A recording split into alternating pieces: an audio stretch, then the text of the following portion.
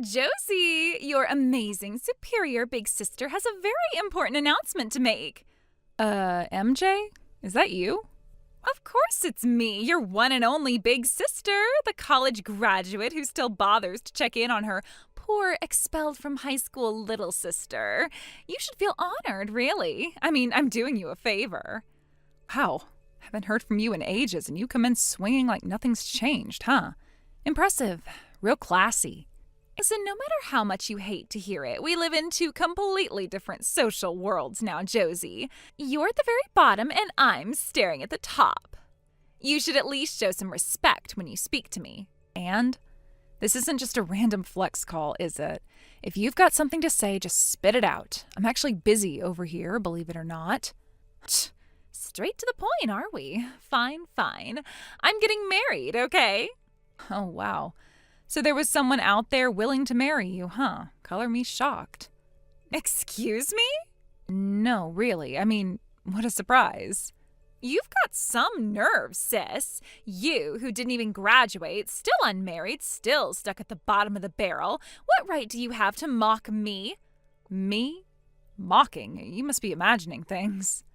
Listen up, brat. My fiance? He's a department manager at the hottest IT company in the industry right now. Elite salary, fast-tracked career path, you name it. He's way out of your league, obviously.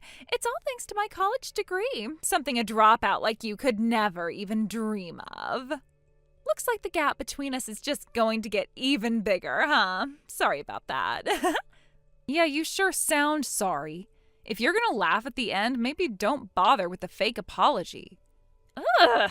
Are you seriously too dense to recognize when you're being insulted? God, this is why I say you're hopeless. And this is why I can't take you seriously. I mean, your insults are so stale, I have to insult you back just to keep myself awake. What did you say?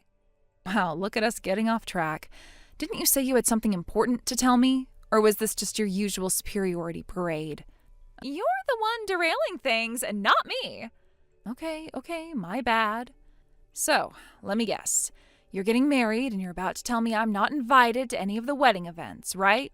Wouldn't want your bottom-feeding sister embarrassing you, huh? Sorry to disappoint you, but it's the opposite. You are invited. Wait, what? Really? Yeah, really. Turns out my fiance works with one of my old classmates, and, well, he knows I have a sister, so there's no hiding you.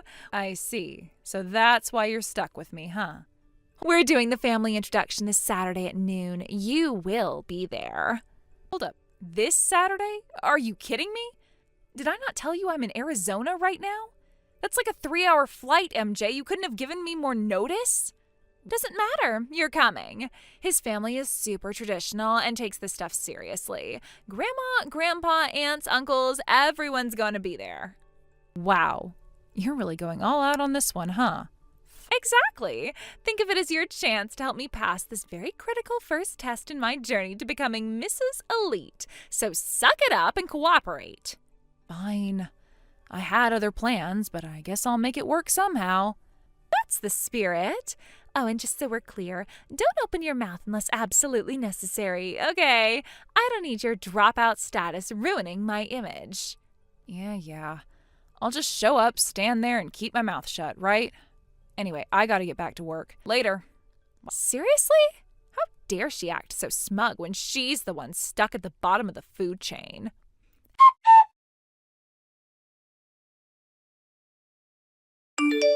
Hey, Josie, what the hell was that just now? Why were you chatting it up with my fiance like you two are old buddies?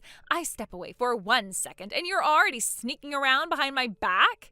Even if you do know him from before, isn't there such a thing as boundaries? Or wait, don't tell me you got jealous, huh? Saw how handsome, successful, and perfect he is, and suddenly you thought, maybe I can snatch him for myself. This is exactly why I say people like you, high school dropouts at the bottom of the food chain, have no sense of decency. Wow, still playing the middle school insults card, huh? You really went all in back there during the family intro, too. Telling his parents and grandparents I'm just your embarrassing dropout sister who doesn't count as family? Or that having someone like me in your bloodline is a disgrace. You really do love showing off, don't you? Of course I do. And let me make something crystal clear. You even think about making a move on my fiance, and I will never forgive you. Relax, I'm not like you, you know. I don't make a habit of stealing other people's boyfriends. What did you say? Come on, MJ, we both know the stories. I mean, I didn't date anyone back when I was still living at home, so you never had a chance to stab me in the back directly. But everyone in town knew you had a thing for borrowing your friends' boyfriends. And not just once or twice, right? It was, what, your hobby? So what if I did? If I wanted something, I took it. That's how winners operate. Good for you. All I'm saying is you don't have to worry about me doing that. I'm not like you. I don't need to cling to someone else's leftovers to feel superior. You better not say a single unnecessary word to my fiancé. If I find out you've been filling his head with crap about me, I swear, Josie, I will make you regret it. Relax, I'm not doing anything. I'm not saying anything. Trust me, I have zero interest in your perfect little fairy tale life. Good. Just remember your place. Yeah. Anyway, I've got somewhere to be. Unlike some people, I don't have time to obsess over appearances all day. Later. Ugh, she's so damn smug for someone who's barely scraping by. What a joke.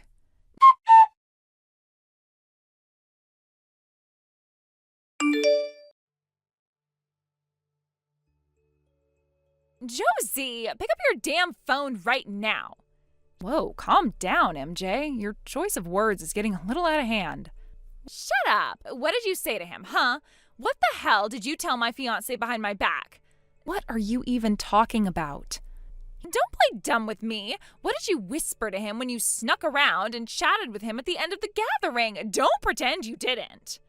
He asked me a few questions on his own. I didn't say anything during the whole face-to-face. At least not until you stormed off and left me standing there. Like hell you didn't. Listen up, you dropout disgrace. You don't even deserve to breathe the same air as a college graduate like him. If you don't want to ruin my perfect marriage, you better get your facts straight and go to college yourself first. About that, I am a college graduate, actually. What? Yeah, I got my high school equivalency while working. Then I enrolled in K University. K University? Wait, hold on a second. My fiancé also went to K University. Mm-hmm. He was a senior when I was a freshman. We weren't exactly close, but we had mutual acquaintances. So yeah, we did know of each other. You've got to be kidding me. That means... Yeah, he was pretty surprised you kept calling me a dropout. Actually asked me, didn't you tell them you graduated? Awkward, right? Why the hell didn't you say that sooner? I did. Remember 6 years ago? Sent a message to the family group chat. Told everyone I got my equivalency, then passed the entrance exams for K University. And 2 years ago, told everyone I graduated. No, you didn't. I did. No one replied. But I saw the red receipts from everyone. You included. Lies. All lies. You're a dropout. Always have been. You can scream all you want, but the truth is I'm a graduate, and your fiancé, who is also my university senior, can confirm it. No. And just so you know, Grandpa, Grandma, Uncle, Aunt, they all know too. No way. And yet you sat there with them spewing your dropout trash talk about me right in front of his family while knowing nothing. But dropouts are trash. That's how the world works. Sure. Then you'll be okay when your fiancé breaks off the engagement, right? Why would he do that? Didn't know, huh? His father's a high school dropout, too. Climbed his way up to an executive level through grit and persistence. Your precious fiancé said I could tell you that now since, well, he's pretty disgusted by the way you and the family acted towards me. That's impossible. A dropout? An executive? Are you joking?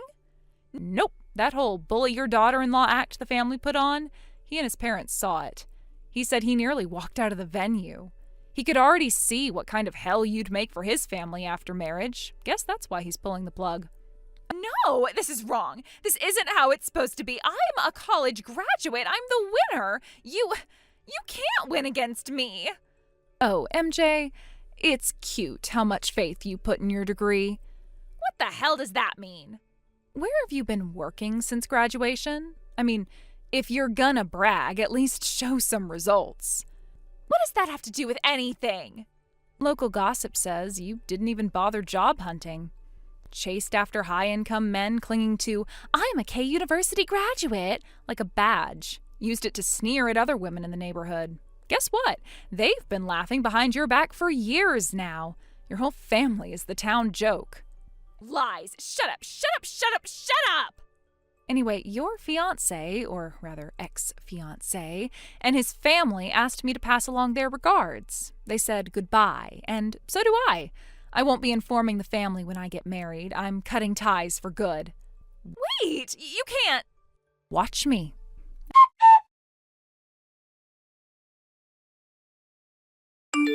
And so, in the end, it was inevitable. My sister's engagement was officially broken off by her fiancé. Given everything that had happened, the arguments, the lies, the suffocating expectations she placed on him, it had only been a matter of time before he finally reached his limit. When the announcement came, there was no long discussion, no pleading negotiations, no attempts at reconciliation. It was over, clean and absolute. Surprisingly, there were no demands for compensation, no lawsuits, no insistence on returning the expensive gifts, nor talks of reparations for the humiliation that had played out like a slow-motion disaster for all to witness. He simply wanted to cut his losses and sever ties as efficiently as possible. At least, that's what he told her. But for my sister, it wasn't about the money. What she lost that day was far worse, at least in her eyes. She lost the key to a future she had meticulously crafted in her mind, a future of luxury, influence, and power. Because this wasn't just any man she had been engaged to. He was, as she had proudly bragged on countless occasions, the epitome of what she deemed high spec. He was a man with a brilliant career, a future full of promise, and a six-figure salary before the age of 30.